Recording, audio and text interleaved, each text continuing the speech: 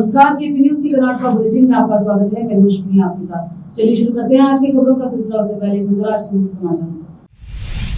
बीदर शहर में 24/7 जलापूर्ति बाधित लोग नगरसभा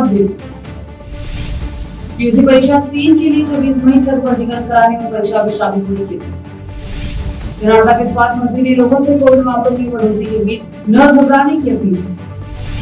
चलवाड़ी ने कुलपति एसपी के खिलाफ निषेधाधिकार प्रस्ताव के लिए बुराटी से संपर्क। प्रतिशाली कांग्रेस नेता ने डॉक्टर परमेश्वर को सोना तस्करी मामले में फंसाने की कोशिश की, उनकी एजेंट कुमार स्वामी का।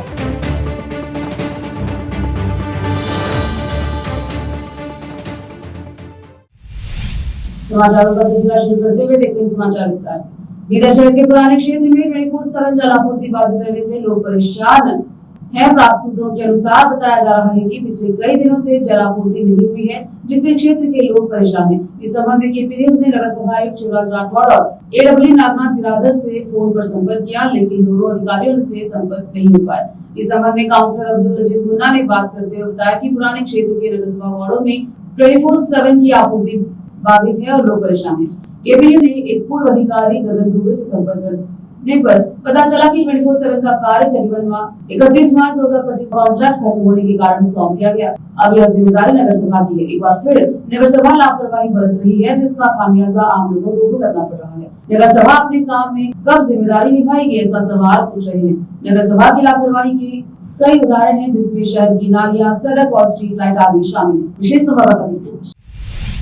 2025 द्वितीय पीयूसी परीक्षा 2 के लिए अवसर दिए जाने के कारण परीक्षा देने वाले 5727 छात्रों में से 2066 छात्र उत्तीर्ण हुए, जिससे 2025 द्वितीय पीयूसी के समग्र परिणाम में सुधार हुआ है। छात्रों को अधिक अवसर प्रदान करने के लिए 2025 द्वितीय पीयूसी 3 की परीक्षा 9 जून 2025 से 20 जून 2025 तक आयोजित की जा रही है। इसके लिए छात्रों को 26 मई तक परीक्षा के लिए पंजीकरण कराना चाहिए और परीक्षा में शामिल होना चाहिए। पूर्व सहस्त्र शिक्षा विभाग के उप निदेशक ने एक बयान में कहा। विशेष संवाददाता रोकते समाचारों का सिलसिला लेते हैं छोटा सा ब्रेक।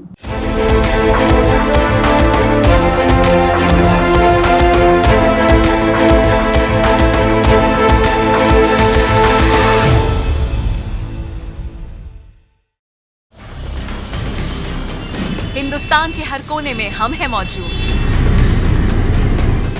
24 घंटे हालात पर गहरी नजर,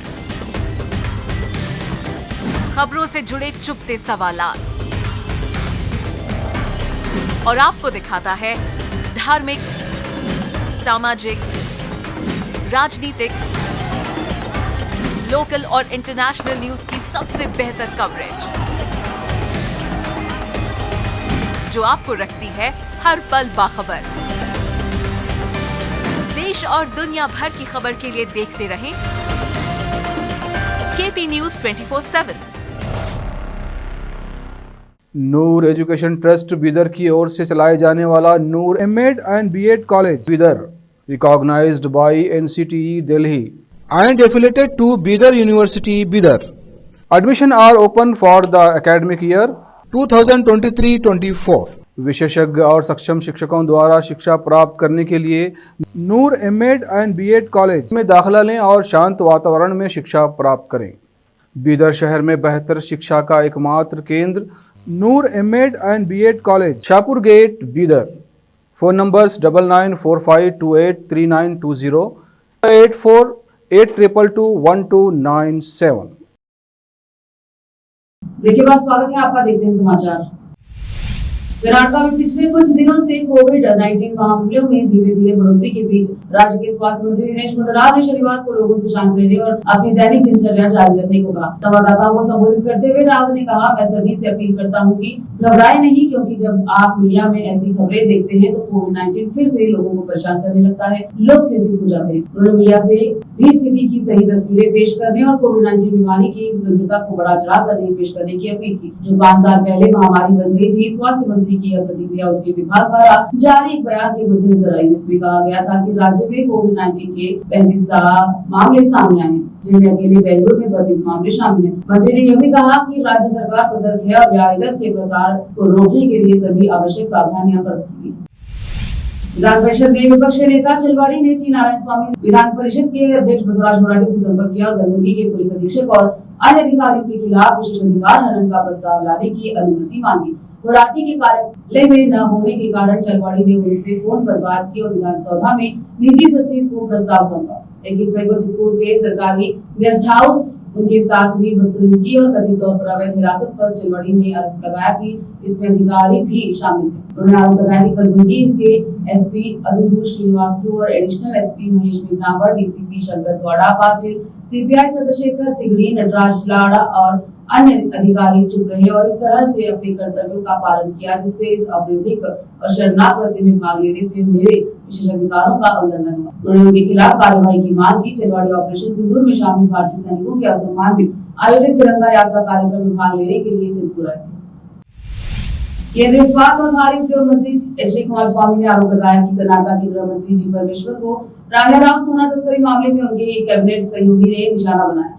उन्होंने नई दिल्ली में पत्रकारों को संबोधित करते हुए आरोप लगाया कि इस साजिश के पीछे एक शक्तिशाली कांग्रेस नेता का हाथ और मुख्यमंत्री सिद्धरामैया को पद से हटाने की सीएम का पद हथियाने की साजिश की। कुमारस्वामी ने कहा, शक्तिशाली नेता कस्टम अधिकारियों को अपने नेत्री को गिरफ्तार करने में मदद करने की सूचना दी। जब यह तस्करी किए गए सोने के साथ बेंगलुरु अंतर्राष्ट्रीय हवाई अड्डा पर पहुंची तो कुमारस्वामी के अनुसार शक्तिशाली नेता परमेश्वर को इस मामले में फंसाने चाहते थे, क्योंकि परमेश्वर सीएम पद के लिए एक आकांक्षी रूप में उतर रहे थे।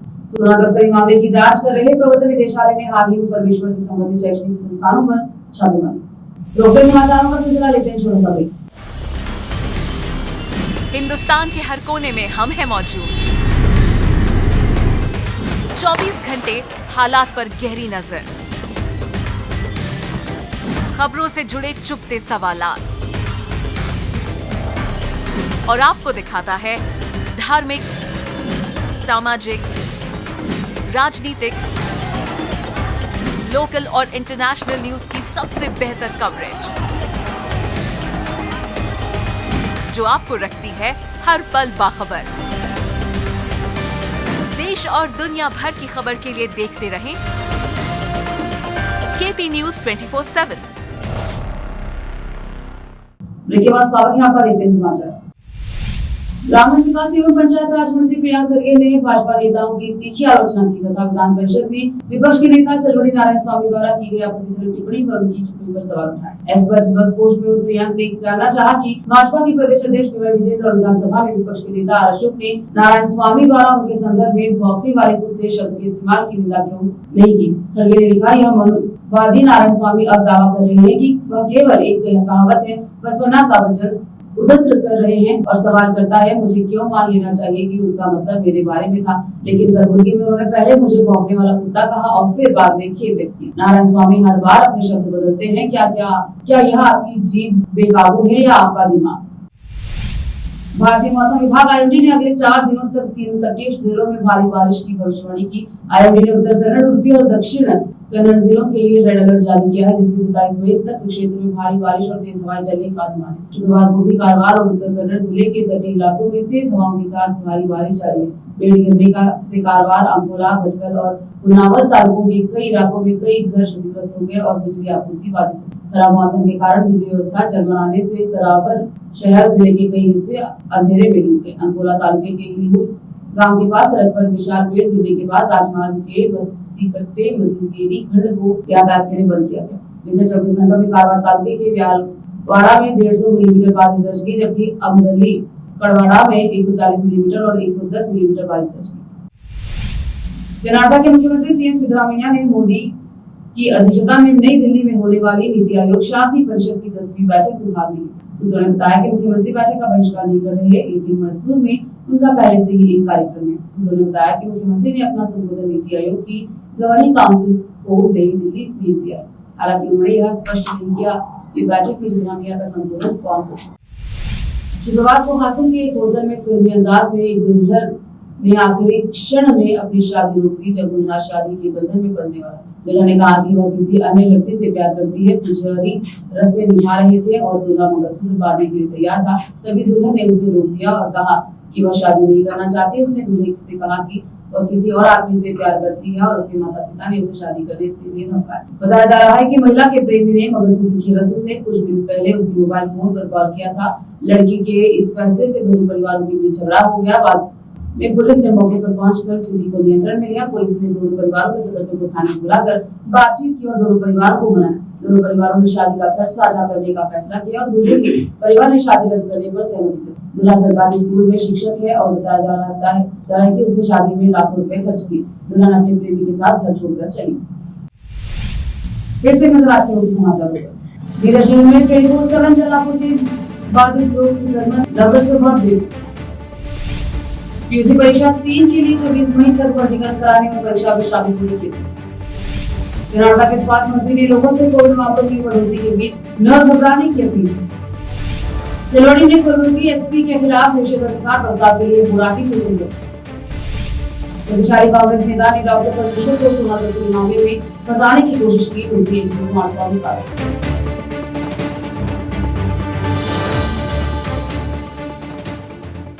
केबी न्यूज के कर्नाटक बुलेटिन में अब तक इतना ही। देखते रहिए केबी न्यूज 24/7। अधिक जानकारी के लिए लाइक शेयर सब्सक्राइब जरूर करें। धन्यवाद। देश प्रदेश और स्थानीय समाचारों के लिए केपी न्यूज 24/7 को लाइक, शेयर एंड सब्सक्राइब जरूर करें।